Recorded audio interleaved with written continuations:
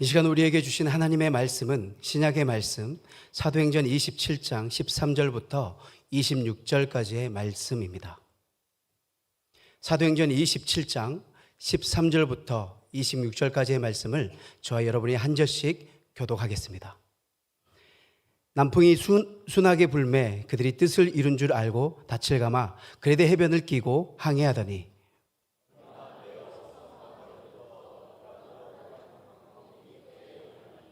배가 밀려 바람을 맞추어 갈 수 없어 가는 대로 두고 쫓겨가다가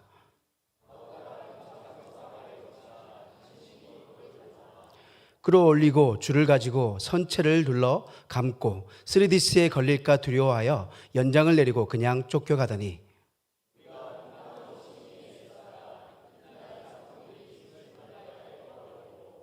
사흘째 되는 날에 배의 기구를 그들의 손으로 내버리니라.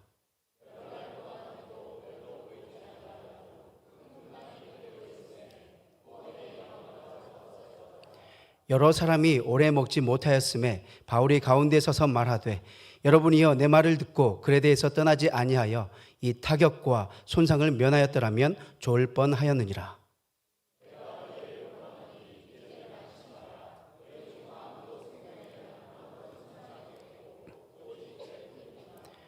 내가 속한 바 곧 내가 섬기는 하나님의 사자가 어젯밤에 내 곁에 서서 말하되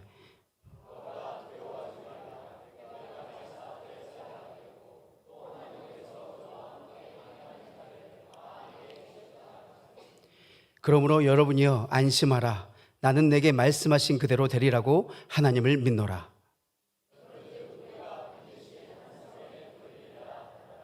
아멘.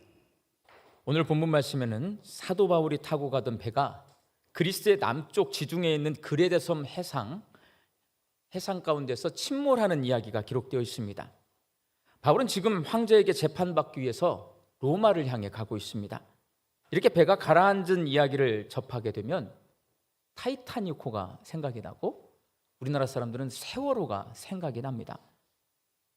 타이타닉호와 세월호 그리고 이 바울이 탄 이 배는 모두 사전 경고를 무시하다가 침몰했다는 공통점을 가지고 있습니다. 타이타닉호는 같은 항로를 운항하는 다른 배들로부터 항로에 빙산이 떠다닌다라는 경고를 6차례나 들었으나 그 경고를 접수한 직원이, 배에 타고 있는 직원이 요즘 우리가 매일 호우주의보 아니면 폭염주의보 이렇게 문자를 받잖아요. 그렇게 재난 문자가 매일 일상적으로 오는데 그 정도의 경고문으로 생각하고 경고를 무시합니다. 그리고 선장한테 보고를 안 해요. 그러다가 결국 이 배가 빙산에 충돌해서 침몰하고 말았습니다. 세월호는 배를 운항하는 선장과 선원들이 선사 측 회사에다가 계속해서 말을 합니다. 이렇게 적재량을 초과해서 화물을 실으라고 하면 이 배가 운항하다가 잘못하면 가라앉을 수가 있습니다 라고 경고했지만 세월호가 침몰하던 날에도 제한량을 한참 초과해서 화물을 실었을 뿐만 아니라 화물을 제대로 고정시키지도 않고 운항하다가 지금까지 밝혀지지 않은 게 뭐냐면요, 갑자기 급격한 변침, 핸들을 꺾은 거예요. 갑자기 빨리 핸들이 꺾이니까 배가 원심력에 의해서 화물이 한쪽으로 다 쏠려서 그 무거워진 쪽으로 배가 뒤집어진 거거든요. 세월은 그렇게 선장과 선원들의 화물을 너무 많이 실으면 안 됩니다라고 하는 경고를 무시하다가 넘어져서 침몰했습니다. 바울이 탄 배도 마찬가지입니다. 바울의 경고를 무시한 채 항해하다가 배가 침몰했습니다. 화물선인 이 배는 화물과 승객 276명을 태우고 그리스의 남쪽 지중해에 있는 그레데 섬의 작은 항구인 미항에서 베닉스 항으로 운행하고 있었습니다. 이 배는 화면에 보시는 것처럼 돛을 달아서 바람의 힘으로 항해하는 이런 모습의 범선이었을 걸로 추측합니다. 그런데 지중해에는 9월 중순에서 10월 중순까지 약 한 달 동안 태풍급의 강한 북풍이 자주 불어서 배가 항해하기가 어려워요. 그래서 이 기간 동안에는 배를 운항하지 않고 전부 항구에 정박시켜서 이 기간이 지난 다음에 운항을 재개합니다. 바울이 탄 배가 거센 북풍이 부는 그 시기에 미항에 도착을 했어요. 근데 문제가 있습니다. 이 미항이라고 하는 항구는 바울이 탄 배처럼 큰 배가 접안할 수 있는 부두 시설이 없는 거예요. 그리고 바람과 파도로부터 배를 보호해 줄 방파제도 없어요. 부두도 없고 방파제도 없는 이곳에 배를 멈춰놓고 놔두면은 바람이 불고 파도가 치면 이 배가 파손될 위험이 있기 때문에 선장, 선주, 선원, 바울을 호송 담당하고 있는 백부장까지 상의를 합니다. 어떻게 할까? 베닉스로 가자. 부두도 있고 방파제가 있는 베니스까지 가자라고 그렇게 결정을 합니다. 바울은 그렇게 결정한 사람들 향해서 이렇게 경고합니다. 사도행전 27장 9절과 10절 말씀입니다. 바울이 그들을 권하여 말하되 여러분이여 내가 보니 이번 항해가 하물과 배만 아니라 우리 생명에도 타격과 많은 손해를 끼치리라 하되. 바울은 하나님께서 알려주셨어요. 성령님을 통해서. 이 배가 지금 운항하게 되면 파손하게 될 거다 알려주셨기 때문에 말한 거예요. 근데 사람들은 들어주지 않아요. 왜? 바울은 뱃사람이 아닙니다. 배를 운항해 본 적이 없어요. 선원이 아니기 때문에. 선장, 이 선원들은요 배에서 뼈가 굵은 사람들이에요. 그럼 누구보다도 더 잘 알아요. 바울의 말을 들어줄 리가 없습니다. 그렇게 바울의 경고를 무시하고 운항하다가 지중해의 태풍인 유라굴로에 이 바울이 탄 배가 침몰하게 됩니다. 타이타니코는 탑승자 2224명 가운데 1514명이 사망하고 배에 있던 구명정을 탄 710명이 구조가 되었습니다. 그리고 세월호는 탑승자 476명 가운데 304명이 사망하고 경비정과 어선들을 통해서 172명이 구조되었습니다. 바울이 탄 배는요 한 명도 사망하지 않고 276명 전원이 구조되었습니다. 타이타닉호에는 여러 구명정이 있고 구명조끼가 있었어요. 세월호에도요 모든 탑승자가 다 살아날 수 있는 구명정, 구명조끼 다 있었습니다. 그런데 바울이 탄 배는 고대 로마 시대입니다. 구명정 딱 거룻배라고 하는 배 하나, 구명조끼 없어요. 그런데 어떻게 해서 세월호나 타이타닉호는 사망자가 굉장히 많았는데 바울이 탄 이 배, 구조 시스템이 전혀 갖추어지지 않은 이 배가, 그 고대의 배가 한 사람도 죽지 않고 276명 전원이 구조될 수 있었을까요? 이건 생각해 보셔야 돼요. 오늘 본문 말씀인 사도행전 27장을 읽어보면 바울이 탄 배가 광풍을 만나서 14일 동안 표류하다가 어느 육지 가까운 해안에 자초되었지만 배만 파손되고 그 배에 타고 있던 276명 모두가 구사일생으로 살았다라고 기록되어 있어요. 이런 경우에 보통 일반 사람들은 뭐라고 말하냐면 천운이다, 하늘이 도왔다라고 말을 합니다. 오늘 본문 말씀도 읽어보면 똑같아요. 하늘이 도왔다라고 말을 해요. 그러나 그냥 막연하게 하늘이 도왔다라고 말하지 않고 하나님께서 바울 때문에 그 배에 타고 있던 모든 사람을 안전하게 구조해 주셨다라고 아주 자세하게 기록해 놓고 있습니다. 오늘 본문 24절 말씀을 새번역 성경으로 함께 읽어보겠습니다. 시작. 바울아 두려워하지 말아라. 너는 반드시 황제 앞에 서야 한다.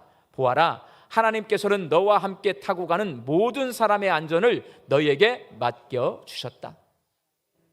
하나님께서는 천사를 바울에게 보내셔서 이 배가 파손될 것이지만 배만 파손되고 배에 탄 모든 사람이 바울 덕분에 안전할 것임을 말씀해 주셨고 그 말씀대로 이 배가요 해안에 자초가 되었는데 배에 탄 276명 모두가 구조되었습니다.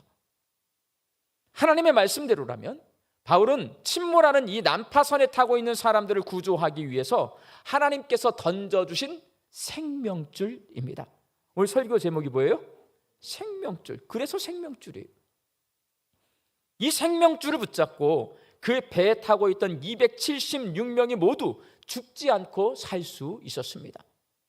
바울이 이렇게 침몰하는 난파선에 타고 있는 사람들에게 하나님께서 던져주신 생명줄이 될 수 있는 이유는 하나님께서 바울아 두려워하지 말아라. 너는 반드시 황제 앞에 서리라. 하나님께서 말씀하고 계세요. 너는 아직 사명이 있다. 로마에 가서 황제 앞에서 복음을 전하는 사명이 있다. 이 말씀을 통해서 우리는 알 수 있습니다. 하나님께서 주신 사명을 간직하고 있는 사람은 내 옆에 있는 사람을 살린다. 이 말씀을 통해서 교훈을 얻을 수가 있습니다. 바울은 순종함으로 하나님께서 맡겨주신 사명을 감당하고 있습니다. 이전에도 복음 증거의 사명을 감당하다가 바울은 이미 2번 배가 파선해서 죽을 뻔한 경험을 가지고 있어요. 이번이 3번째 침몰입니다. 밥 굶고 옥에 갇히고 매 맞고 고달프지만 순종함으로 하나님께서 맡겨주신 사명을 바울은 잘 감당하고 있습니다. 그렇게 사명을 감당할 때에 하나님께서는 바울을 통해 죄와 사망 권세 아래서 죽어가는 영혼들을 구원하셔요. 바울이 복음을 전하잖아요. 그 복음을 믿고 죽어가는 영혼들이 살아나는 거예요. 그리고 오늘 본문 말씀처럼 바다에 쭉 빠져서 죽을 뻔한 사람들도 구원해 주십니다. 하나님은 순종함으로 사명을 감당하는 사람을 영혼을 살리고 사람을 구하는 생명줄로 사용하십니다. 그러나 여러분, 하나님께서 사명을 맡겨주셨을 때에 바울처럼 순종하는 사람만 있는 게 아니에요. 불순종하는 사람이 있습니다. 누구예요? 하나님께서 너 이것 좀 해 했대. 싫어요 하고 도망간 사람이 있어요. 요나 선지자입니다. 이스라엘의 적국인 니느웨 사람들이 너무나도 싫은 요나는 니느웨에 가서 회개를 선포하라는 하나님 말씀에 불순종하고 다시스로 도망갑니다. 그러나 하나님께서는 불순종하고 도망가는 요나를 쫓아가세요. 가만 놔두지 않아요. 쫓아가서 그 배를 폭풍으로 흔들어 버리십니다. 요나가 그 배에 있지 못하고 바다에 던져지죠. 하나님은 큰 물고기 뱃속에 요나를 가두어 두시고 요나가 그 속에서 회개하고 다시 니느웨 사람들의 생명을 구하러 가겠노라고 그렇게 마음을 바꿉니다. 하나님은 불순종한 요나를 순종의 사람으로 고쳐서 생명줄로 사용하십니다. 성경을 통해서 우리는 알 수 있어요. 하나님은 순종하는 사람만 사용하신다? 여러분, 그렇지 않아요. 하나님은 이 사람을 사용해야 되겠다 택하시잖아요. 순종하면 그대로 사용하십니다. 그러나 요나처럼 불순종하면 어떻게 해요? 쫓아가요. 그리고 흔들어요. 그래서 순종하게 만들어요. 바꿔놓아요. 그리고 생명줄로 사용하십니다. 사랑하는 광주 양림교회 성도 여러분, 저와 여러분은 하나님께서 택하신 자녀요 백성입니다. 하나님께서는 부족하고 연약함이 많은 우리들을 영혼을 살리고 사람을 구하는 생명줄로 사용하시기로 작정하셨습니다. 그러니까 생명을 살리는 생명줄로 우리는 살아야 되는 거예요. 그러니까 우리는 생각할 때 내가 하나님을 믿으면 잘 먹고 잘 살고 평안할 줄로 아는데 성경은요, 하나님이 그렇게 우리가 계산 없이 우리를 택해서 구원시키진 않아요. 나 혼자 잘 먹고 잘 살라고 우리 구원시켜 주지 않는다고. 우리를 통해서 누군가를 살려내는 거예요. 지금 우리가 살고 있는 이 세상은 바울이 타고 가던 배처럼 곧 침몰한 난파선이나 다름없어 보입니다. 예수 믿는 사람이나 예수를 믿지 않는 사람이나 모두가 이 세상이 침몰 위기에 있다, 다 공감하고 있어요. 매일 들려오는 전쟁과 재난의 소식과 환경과 기후위기와 경제위기를 우리는 직접 겪고 있습니다. 그래서 이 세상이 안전하지 않고 위험하다는 것을 피부로 느끼고 있습니다. 요즘은 하도 유튜브나 뉴스에서 별소리를 제가 다 듣기 때문에 어떤 목사님들이, 제가 잘 아는 목사님들이 휴가를 가셔가지고요, 해수욕장에서 저를 불러요. 갔다 왔어요. 저는 물속에 잘 안 들어가거든요. 안 들어갔어요. 근데 그 목사님들이 물에 들어갔다 나와서 저한테 하시는 말씀이 뭐라고 그러냐면, 물이 너무 따뜻하다. 옛날 같으면 그냥 지나쳐요. 근데 여러분, 8월 15일이 지나면 보통 해수욕장에 우리가 못 가요, 추워서. 그런데 8월 15일이 지났음에도 불구하고 물이 따뜻하대요. 그럼 그럴 수도 있지라고 우리는 생각할 수 있지만, 하도 과학자들이 유튜브에서 말을 하고 텔레비전에 출연해서 말하는데 이렇게 물이 따뜻하면 어떻게 돼요? 태풍이 세져요. 그럼 어떻게 돼요? 바람이 세게 불어요. 비가 왕창 내려요. 뭐 홍수가 나요. 바람 때문에 건물이 무너져요. 이런 세상을, 우리가 두려운 세상을 살고 있단 말이에요. 침몰할 위기에 놓인 난파선이 되어버린 세상을 안타까운 마음으로 바라보시는 하나님께서는 오늘도 바울과 같이 사명을 감당하는 사람들을 생명줄로 사용하셔서 죽어가는 영혼을 살리고 생명을 구원하고 계십니다. 세상은 이제 사람이 못 바꿉니다. 바다가 따뜻해졌잖아요. 우리가 플라스틱을 좀 덜 쓰고 전기를 좀 아껴 쓴다고 바다가 차가워지지 않아요, 여러분. 바다는 자기가 덮여질 만큼 덮여진대요. 과학자들의 말이에요. 그러면 태풍은 커질 만큼 커지는 거예요. 우리가 감당할 수 없을 정도로 지구가 기후가 변화되고 재난이 찾아올 거란 말이에요. 이거는 사람의 힘으로 절대로 막지 못합니다. 누가 막아주셔야 돼요? 하나님께서 막아주셔야 돼요. 그러니까 하나님이죠. 우리는 못 막아도 하나님은 막으실 줄로 믿습니다. 하나님은 어떻게 막으시냐? 이렇게 바울처럼요, 자기의 사명을 감당하는, 기도하면서 순종하면서 사명을 감당하는 이 사명 감당자를 통해 옆에 있는 사람을 살린단 말이에요. 생명줄로 사용하신단 말이에요. 그렇다면 여러분, 저와 여러분은 이 생명줄로 살고 있습니까? 우리 광주 양림교회 성도들이 요나 선지자처럼 불순종해서 하나님을 애타게 하지 아니하고 바울처럼 순종함으로 하나님께서 맡겨주신 사명을 감당해서 하나님이 침몰하는 난파선인 이 세상에 던져준 생명줄이 될 수 있기를 바랍니다. 불순종은 싫어요, 못해요로 표현을 합니다. 요나야, 니느웨로 가라. 싫어요. 나 니느웨로 못 가요. 그 사람들 저 미워요. 저 싫어요. 안 갈래요. 싫어요. 요나야, 니느웨 사람들에게 회개하라고 말 좀 해라. 못해요. 그 사람들을 제가 언제 봤다고 가가지고 회개하라고 말을 합니까? 내 말을 안 들어줄 거예요. 그래서 나 못해요. 싫어요. 못해요. 하나님께서는 불순종한 요나에게 뭘 보내냐면 광풍을 보냅니다. 뱃속에 물고기, 큰 물고기 뱃속에 가둬놔요. 여러분, 물고기 뱃속에 갇힌 요나가 뭐 했어요? 내가 고난받을 때 뭐 했어요? 기도했어요. 여러분, 물고기 뱃속은 기도실입니다. 요나는 그 기도실에서 회개하고 하나님께 순종하는 마음과 니느웨 사람들을 불쌍히 여기는 마음을 얻은 후에 하나님께서 맡겨주신 사명을 감당했어요. 니느웨 사람들에게 가서 회개를 선포했고, 회개하고 니느웨 사람들이 요나 한 사람 때문에 다 구원을 받았습니다.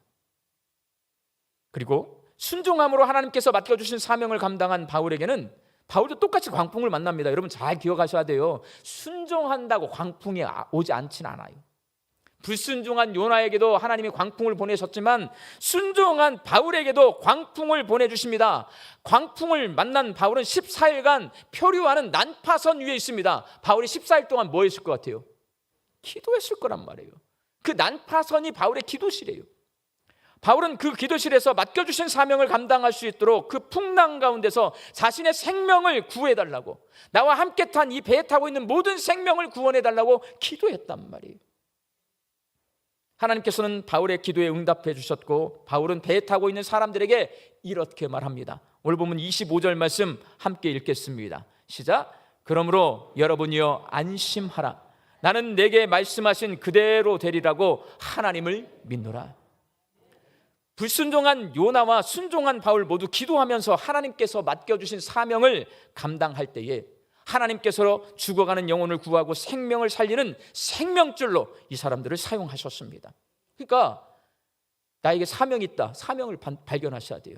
그 사명을 기도하면서 감당하셔야 돼요. 그러면 나를 통해 사람들이 살아나는데, 여러분 이 바울이 276명을 살렸잖아요. 우리가 200명만 살려요. 우리 양림교회 성도가 800명이라고 치면 200명씩 한 사람당 살리면 몇 명이 살아날까요?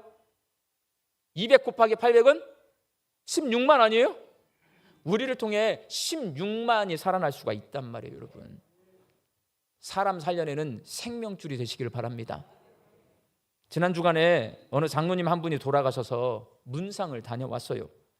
이 장로님은 여자분이신데요, 제가 부목사 시절에 처음 만났습니다. 그때는 집사님이셨어요. 부임을 딱 해서 이게 딱 부임해가지고 신방을 다 돌아다니는데, 이 집사님이 좀 빨리 신방을 해달라고 해서 찾아갔더니 시장 한켠에서 자그마한 죽집을 운영하고 계시는데 빨간 딱지가 붙었어요. 부도가 났어요. 죽집을 하다가 무슨 부도가 났는지 난 잘 모르겠지만 부도가 나서 빨간 딱지가 붙은 상태에서 일을 하고 계시더라고.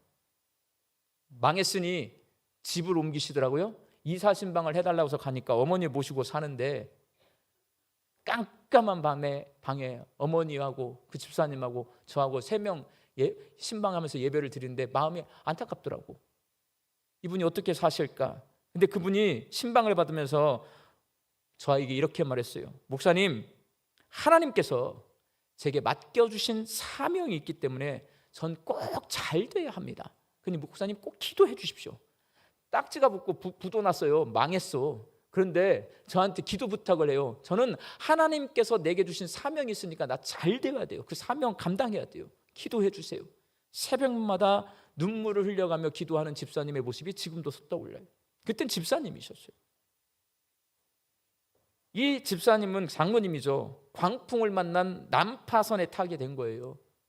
하나님께 기도하면서 맡겨주신 사명을 감당하기를 기대한 거예요. 저는 그때 그 사명이 뭔지를 몰라요. 말을 안 해주니까. 그렇게 기도하면서요, 시장에 망해버린 자그마한 죽집에서 시작을 하던 이분이 제가 교구 담당을 하고 있는 동안에 건물을 하나 샀습니다. 경매가 나왔는데요, 빚으로 샀어요. 저는 그런 짓을 못해요. 근데 이분은 사업가이기 때문에 작은 장사를 하시는 분이지만 사업가 마인드가 있다고요. 경매에 나온 물건을 빚을 내서 사더라고. 그 건물에서 죽을 만들기 시작합니다. 조금 있다가요, 공장을 지어요. 조금 있다가 공장을 하나 더 지어요. 지금 공장이 몇 개인지도 모르겠어요. 죽만 만드는 게 아니라 지금은 많은 제품을 만들어요. 여러분 마트에 가시면 이 집, 지금 장로님이시죠. 장로님의 회사 제품에 이 식품이 많이 있습니다. 큰 중소기업이 되셨어요. 제가 목회를 하면서 부목사 시절에 그분이 그렇게 사업이 성장해 가는 것을 내 눈으로 옆에서 지켜봤어요. 집사님에서 권사님으로, 권사님에서 장로님이 되는 과정도 가까이서 지켜봤습니다. 그런데 몇 달 전이에요. 건강검진을 받았는데 건강검진에서 그냥 일상적인 건강검진, 폐암 말기, 그리고 한 석 달, 넉 달 앓다가 돌아가신 거예요, 여러분. 너무나 빨리 돌아가셨어요. 73세의 나이로 하나님의 부르심을 받았습니다. 이분은 폐암 진단을 받기 전 몇 달 전입니다. 사명이 뭐냐면 교회를 짓는 거더라고. 100억을 헌금하셨어요. 그리고 장례식장에서 자녀들이 교인들 앞에서 선포했어요. 어머니가 교회 짓기로 원했고 우리 회사가 100억 헌금해서 교회 짓습니다. 시작됐어요. 개척교회가. 되게 부자죠? 100억? 쫄딱 많은 죽집에서 100억을 헌금할 수 있는 분이 된 거야. 근데 진짜 제가 놀란 게 있어요. 이 장로님이 병원에 입원했는데요, 가족들이 깜짝 놀랍니다. 왜냐하면 사채업자가 찾아왔어요. 100억을 헌금하는 사장님이 무슨 사채빚이 있겠어요, 여러분? 왜 사채를 썼어? 왜 썼을 것 같아요? 사장도요, 돈을 쓸 때 한계가 있는 거예요. 잘못 쓰면 배임의 횡령이 돼요. 이 장로님이 누군가를 도와주는데 돈이 부족한 거야. 그러니까 다음 달에 갚으면 되니까 사채를 썼는데 입원해 버린 거예요. 사채업자가 돈을 받으러 집으로 찾아오는 거예요. 이 장로님은요, 수많은 사람들, 제가 부탁하면 다 취업시켜줬어요. 일이 없어서 배고프고 어렵고 자식이 학교를 못 나와서 골골대고 있고 제가 부탁하면 다 취업시켜줘. 여러 가정이 이 장로님 휘하에서 먹고 삽니다. 그런 일을 하신 장로님이에요. 그러니까 누구한테 말을 못했지만 이분이 누군가를 도와야 되는데 자기 수중에 현금이 없는 거예요. 그러니까 빚을 내서 도와주시고 돌아가셔 버린 거예요. 자식들이 그걸 다 갚아줬어요. 장로님이 항상 기도하고 쉬지 않고 기도하면서 많은 분들을 도왔다는 것은 제가 잘 알고 있지만 얼마나 많은 사람을 도와줬는지는 저도 잘 몰라요. 그 장로님만 아십니다. 그렇게 부자가 사채를 쓸 정도였으면 최선을 다해서 남을 도우며 산 겁니다. 그러니까 그런 마인드를 갖고 있으니까요, 망한 죽집에서 하나님이 거기다가 복을 내려주시는 거예요. 이 사람을 통해서 많은 사람을 살려내려고. 사업이 망해도 하나님이 맡겨주신 사명을 기억하고 기도할 때 하나님께서는 시장의 조그마한 가게를 큰 식품회사로 성장하게 하셨고, 그 장로님을 통해서 영혼을 살리는 교회를 세웠어요. 이 교회가 앞으로 얼마나 죽어가는 영혼을 살려내겠어요. 도움이 필요한 사람들을 돌보는 생명줄로 사용하셨습니다. 우리 광주 양림교회 성도들이 기도하면서 하나님께서 우리에게 맡겨주신 사명을 순종함으로 감당할 때에 하나님께서 침몰하는 난파선인 이 땅에 던져주신 영혼을 구하고 생명을 살리는 생명줄이 되시기를 예수님의 이름으로 축원합니다. 기도하겠습니다. 하나님, 저희들이 전쟁과 기근과 재난의 소리를 들으며 환경오염과 기후위기와 경제위기를 온몸으로 경험하며 살고 있습니다. 침몰하는 난파선 같은 세상 속에서 사도 바울과 요나 선지자처럼 기도하며 살게 하여 주옵소서. 하나님이 던져주신 생명줄이 되어서 죽어가는 영혼을 구하고 생명을 살리는 생명줄이 되게 하여 주옵소서. 예수님의 이름으로 기도하옵나이다. 아멘.